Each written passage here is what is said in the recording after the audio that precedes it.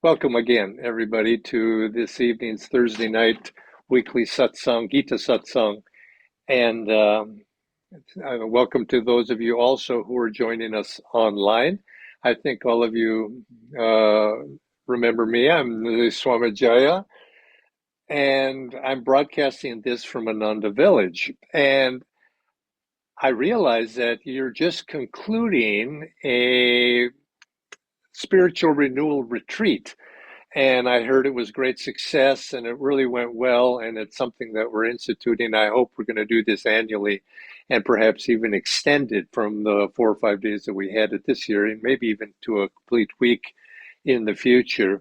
But I think it's important that we have such things like this, to renew. And, to that word renewal has certain meanings to it.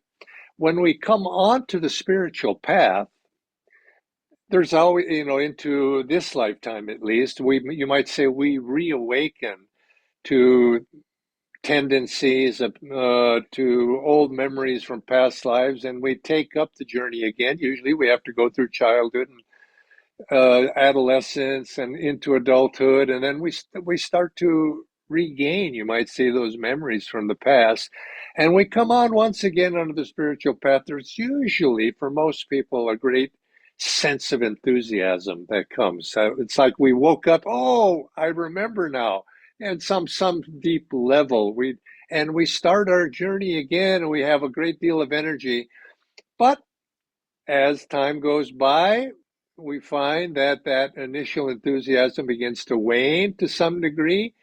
And you could almost say that God and gurus, they carry us for a little while at first. Well, the way Master Paramahansa Yogananda has phrased it, he said that we reawaken spiritual sleeping soldiers from the past, who immediately, once they're awakened, they come to our aid to help us, and we take that burst of enthusiasm. And he left it at that. But then I've always thought, thinking about that phrase of Master of reawakening sleeping soldiers, if you want to keep that army going, you have to feed them, or else they're going to go elsewhere, or they're going to go back to sleep. You have to keep them going, and so, in a sense, that is the you could say the task of the spiritual journey. Because God is there, the blessings are there, but then our blessings then need to be reawakened and awakened to keep those and soldiers fed on the spiritual path. And as we go along the spiritual path, it's inevitable. There's periods of ups of enthusiasm, there's periods of down when we're less enthused, and sometimes we feel discouraged even. And it's an up and down. And it's not that all of a sudden you get to the point before you reach that journey's end of enlightenment, when you feel God comes. God tests us, and there's no matter what level we're on, we're going to be tested with obstacles, tested with challenges, and they take on different forms and subtleties as we go along on the spiritual path. And I was thinking about this, and this led me, because we all have our individual challenges that we're facing, and it led me to think about this.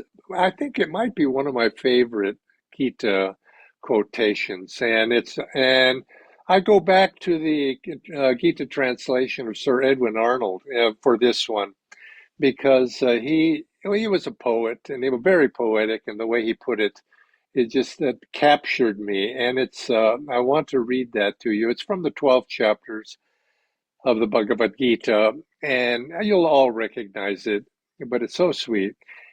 He says, and Krishna is speaking here to Arjuna, and he says, "Cling thou to me, clasp me with heart and mind, so shalt thou dwell surely with me on high.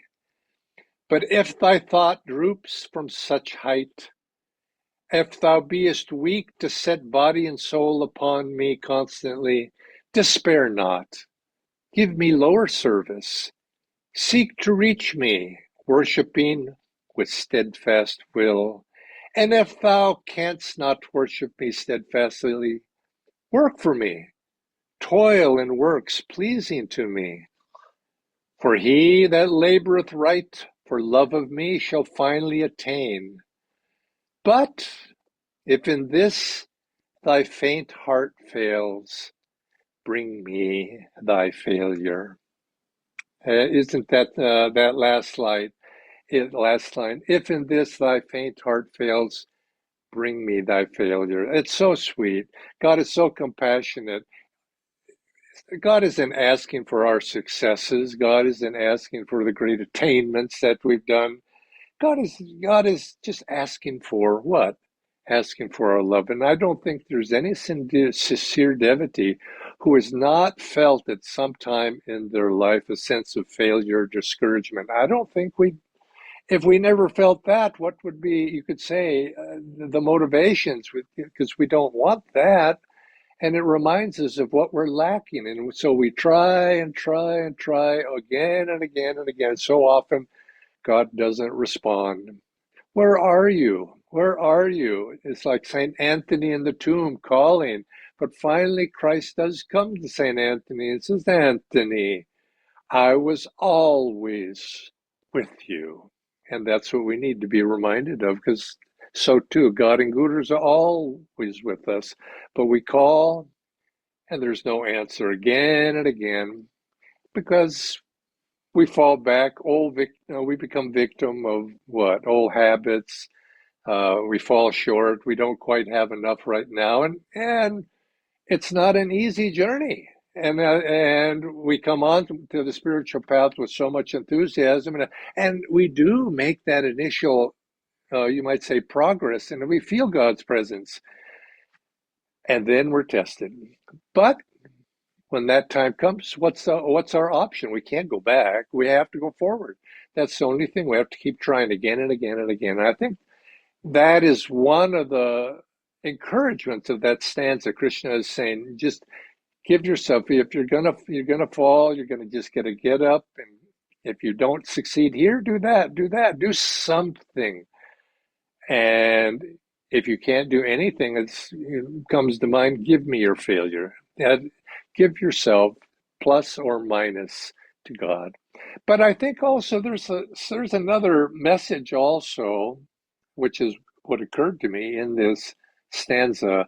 Uh, it's also saying, I think, and you might say there's the practical side. Krishna is saying, focus on what you can do, not what you can't do. Oftentimes we're all of us probably a little bit of perfection consciousness. We want to give the best. We want to aspire. We want to do all the greatest things, and we find that we're not doing it. We're not doing it, and we tend to look over at our neighbor over there who seems to be doing quite well. And we said, gee, we focus on them, but we tend to look at ourselves. We say, I can't do that. I can't do that. We're asked to do. And so our tendency tends to go to those things sometimes, if we fall into moods, to those things that we can't do. And we say, I just can't do it. I must be a failure. But of course, Master Counsel is never to say that. Each of us, and we have to objectively, at least, we have to realize every one of us has certain strengths, and we also got weaknesses, but they're not going to be the same for all people. Everybody has their own obstacles to overcome, and everybody has their own strengths as well. But what the Bhagavad Gita here is saying, I think Krishna is saying, he's telling us not to worry too much over your imperfections. Yes, you should be aware. What are your strengths? Go with those. And what are your weaknesses? Well, sometimes you can't overcome those weaknesses, but to be aware of them, okay, I'll protect myself, and I won't put myself in a situation where I'm going to be able to come to that. But the focus is, what can we do, not what we can't do. It's somebody that says, well, can you do this? Can you do that? No, I can't do it. I can't do it. Well, what can you do? And all of us have something. We can all do something. And I wish, and don't, that habit of wish I was like that, of something that quality I don't have. And the interesting thing I've discovered over life is I wish I was like so and so, and I was like so and so. And all this time, that so-and-so was wishing they could be like me. And we sort of look at each other. And I think this is one of the things, of course, of satsang and the spiritual community, is we then can help one another because I see I wish I was like that. Not with regret, but with inspiration. I'm gonna work and improve myself in that. And so we help each other in that way. But the point here is work with your strengths and starve the negative qualities. Don't give them a lot of energy. Be aware of them, put a fence around them, you might say, so you don't wander over there. But don't give them your attention of, I got to improve myself on that. Go with you're better expending your energy on what you can do strongly, and you'll find you get into that flow, and in the flow of that positive energy, it'll tend to raise your consciousness. And in the raising of consciousness, we'll see that those obstacles were not really such a big thing at all. It was just because our energy level was at a certain low point and that we gave them. We saw them and in a negative way. There's a old funny story or a saying, at least in America, there's an old saying that says you don't, in other words, what it's trying to say is don't grapple with obstacles and problems on their own level. And the saying is it's never a good idea to get in a wrestling match with a pig. And he says, if you do, it's inevitable you're going to get dirty and muddy and a mess. And you'll discover that the pig likes it. They like to get down in the mud and they like to wallow in that. And so don't you start fighting with negative tendencies and you're on their territory. And that's not where you want to be fighting your battles in life. I was writing a newsletter. I was asked to ask by somebody to do a little article, a very short article in a newsletter, and it was on the subject of light, and I couldn't think of a darn thing to say about it. But I did find I remembered something. It's not because light itself, what can we say about it? But the real question is, how do we see that light? How do we attain that light? Or what do we do about that light? How do we bring that light into our life? And there's a whole story from the Greek myths that I remembered that Swami Kriyananda used to tell every once in a while, and it's the story of a great hero. Just like the Mahabharata has great heroes, and they all do heroic things. So too, the Greek myths were much the same, and I'm sure there's the same traditions in some fashion. They're bonding each other, and most cultures have these. Well, in the Greek myths, it's the story of Hercules or Heracles. The Greeks called him Heracles, the Romans called him Hercules. But and he was, for various reasons, too long to tell why here. But it's an interesting story. He was given tasks to do, labor, and they called them the labors of Hercules. And he had 12 labors to do. And in order to purify himself, he needed to purify. And so he had to do these things to clean himself of these bad karma, you might say, that he had. And one of them, of course, was he had to go steal these golden apples from the garden of Zeus and his wife Hera, I think it was. And if you had these apples, they would give one immortality. But anyway, there's a long story to that. But on the way to reach that garden, he had to pass through the territory of a rather an obstacle in this through the territory of a giant or a very strong man named Antaeus. And Antaeus was the son of Gaia, the earth goddess.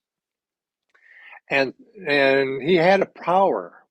And when you pass through his territory, if he found you passing through his territory, he would force anybody he encountered in his territory to wrestle with him. Again, wrestling with the pig. In this case, Antaeus was, if you wrestled with him, he would kill you. And anybody who he caught and he wrestled, forced to wrestle, he would kill them because he had otherworldly strength. He was the son of Mother Earth, and he had more power and strength than anybody. And so he would have ultimately crushed you. So Hercules was on his way to find these apples, and he had to pass through Antaeus' territory and was encountered and challenged by Antaeus. And so Hercules, a great hero himself, they wrestled. But Hercules was also wise, and he was also clever, and he began to notice something as they were wrestling. When Hercules would pin Antaeus onto the ground, Antaeus would grow and grow and grow in strength, way beyond what Hercules could overcome. But if Hercules grabbed Antaeus and lifted him up off the ground, slowly Antaeus became weaker. And usually when you're wrestling on the ground. And so Antaeus would inevitably win. But what Hercules did he understood. He picked Antaeus up and he lifted him up with his own strength away from Mother Earth. And as he did so, Antaeus began to lose his strength until slowly he became very weak. And then when he was weak, Hercules wrapped his arms around him and crushed him so tightly that he couldn't breathe and ultimately defeated Antaeus. And it's a fun story, but I don't think it takes too much insight to see what the implication of, there's a symbolic meaning of that story. The key, you could say, or you could say in meditation, there's times of inspiration, times when you have, like Jyotish and Devi, where they're leading this retreat. We have times that we're inspired, we feel uplifted, and we think, I'm going to make great progress. But little times goes by, you have that great meditation, you have that inspiration, and the world begins to seize you again. The old habits begin to come in, and you begin to forget that inspiration. And the key here, of course, in this story of Antaeus, is to keep uplifting your consciousness and focus on your attunement with God. And you have to do it not just once, every Kriya. You have to uplift, in a sense. Isn't that what we're doing? We're uplifting our consciousness. We're uplifting, in that uplifting, and we hold them up into the light. Isn't it true that again and again we do it, and slowly in that upliftment, that those earthly habits, tendencies of downward pull slowly begin to weaken, and eventually we can overcome them entirely. And it's important to remember, we all have these faults, but God, we can think of this Antaeus story in terms of Kriya, but it's really also, I think, in day to day, in our worldly activities, whatever it is we do, is to remember. Master used to say this again and again: God does not mind your faults, does not mind mine. I mean, obviously we want to work on him. He only minds whether you love him enough. And it's that loving of God purely and focusly, and keeping our mind there, that ultimately drains the power of those faults and those habits that we have. And so keep that in mind, especially in times of discouragement. Things aren't going as you think they ought to be going. Your habits catch you. Do you love God enough? Love God. And in that, and to the degree we keep our mind there, we find that slowly these things begin to lose power over us. And keep it in mind. And so you could say, keep a positive perspective is another way of looking at this. If you keep the mind positive, you don't allow the negativity don't start dwelling there. You can feel it every so often. you start to become negative, your language, thoughts, whatever it is. Okay, no, I'm going to keep it positive, keep it going in the positive direction, and slowly, slowly, you drain the the power from those negative thoughts. But I think it's also really what's happening is when you put yourself on a higher plane, those thoughts don't have power over you. They're in the past. How could I, what? Why would I ever think that way? Why was I so obsessed with this, that, or the other thing?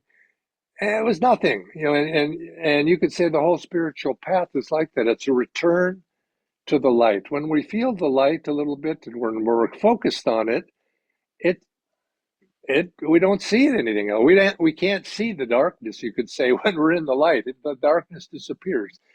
And that's who we truly are. We're connecting with our true self in that.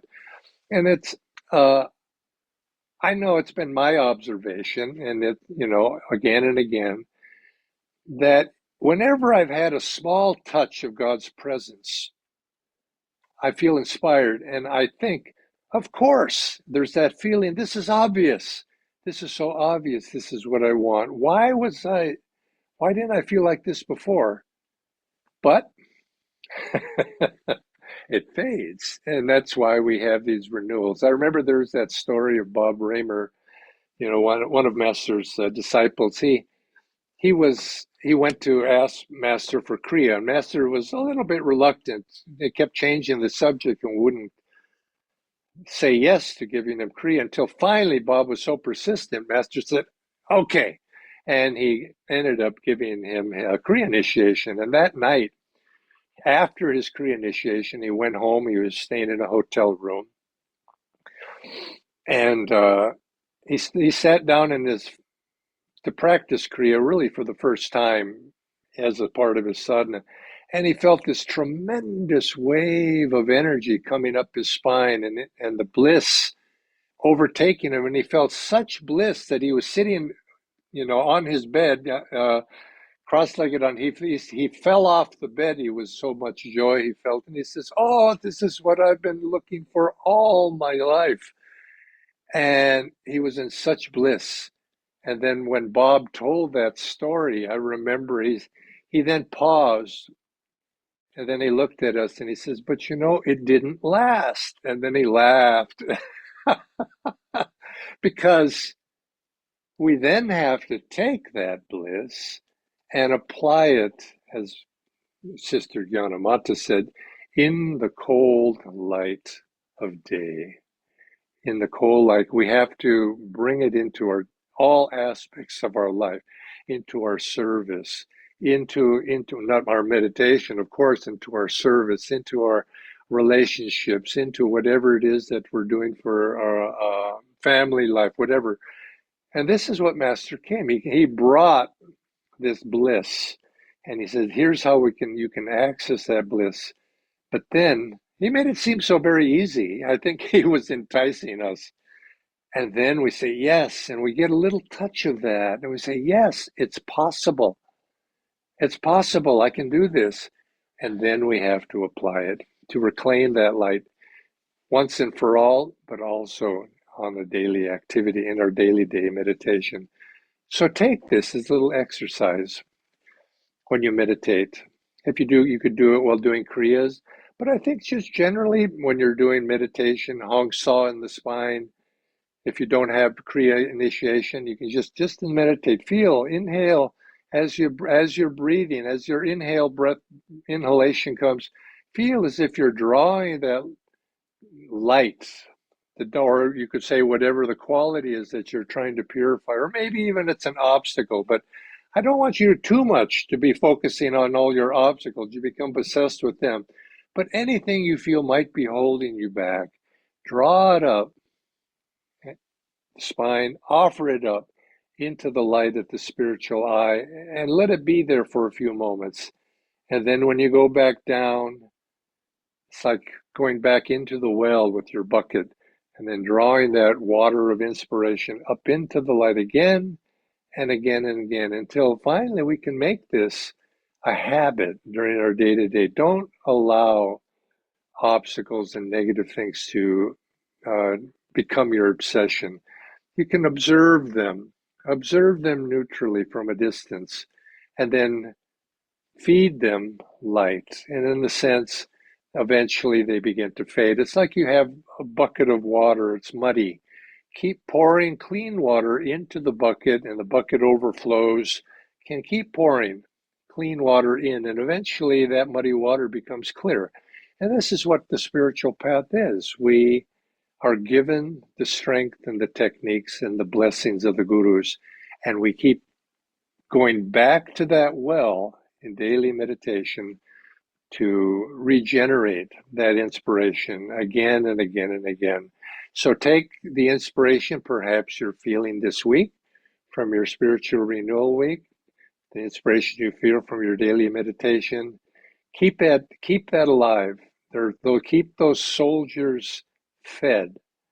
And then slowly, slowly, like that bucket of water, it eventually becomes clean and clear. So I want to wish all of you, again, a wonderful blessings that you've felt this week, that may they continue, and you have my blessings as well. So thank you all for being here this evening. Now I'd like to invite one of you here there at the center. And by the way, I heard that you're going to get a new center. I see this is maybe in the next time I'm doing this, I'll be at the new center. I don't know, in Ound. Just a little story. I won't take long, but when we first shifted, when Swami came in 2003, we began spreading after a couple of years of getting established there in Gurgaon. We began to reach out, and we came to Pune, and we decided to establish a center in Pune and shift our work, some of our work to Pune. And I, and some of you remember Biraj Lahari, took up a little encampment there in Pune, staying in and we began to look for a place to locate. And the place that we honed in on, we were foreigners, you could say, to there. We knew them all over in Kotrud, but we didn't want to be there. And we thought, where should we go? And we ended up in Aund for our first choice. And we went to Aund looking for a place, but we couldn't find something that would accommodate us, because it was not only us, Swamiji was coming. He was going to shift with us and to get the work started in Pune. And we knew that we needed a place that would be fitting for him, that was large enough because the whole team of us were coming. We needed to find a place for 10, 15, 20 people. And we couldn't find that in Aoun, so we ended up in Pashan. And some of you remember Pashan, not too far away. But now that you're going back and you're shifting, I was so very happy to hear that you're going to shift to Aoun, because it's as if things are coming full circle again. And I thought, oh, that's nice. A little bit of karma has worked off, I feel, because that's sort of where I had wanted, and Biraj as well. We wanted to go there, and it didn't happen. So anyway, that little story aside, I give it over to you. Let's do our arati, and then we'll have our normal closing.